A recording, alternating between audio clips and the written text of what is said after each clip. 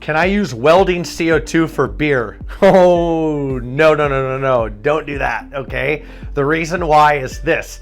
Yeah, it just is not good. No, but serious. The reason why is there's two different types of CO2 that apply here. You have industrial grade CO2 and then you have food grade.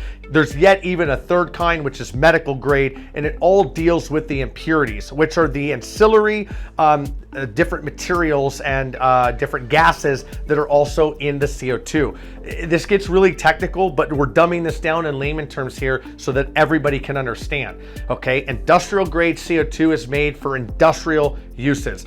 Welding, not brewing.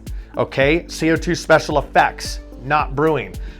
Anything else like public and commercial pools, not brewing. Okay, kind of get the gist here, right? Not brewing. I know I'm making a joke out of this, but I'm serious. So if you want CO2 for your beer, for your keg, for your taps, for whatever you're using, you're going to need food grade CO2. And really the only difference is that it has less impurities in it. It's more focused, it has a higher percentage rate of the CO2, less percentage of the impurities and ancillary gases and other BS that's in it. And what that means is it's also tracked. The handling and the processing is a little bit more closely monitored than the industrial side of the CO2. Okay, now when you get the medical, whole different ball game. We have another video just on that because we don't want to confuse these here. So can you use any CO2 for your beer? No, you can't use any CO2 for it. You want to make sure that you use food grade CO2. If you're wondering where to get that, link in the description. We offer food grade CO2, we offer industrial grade CO2, and we offer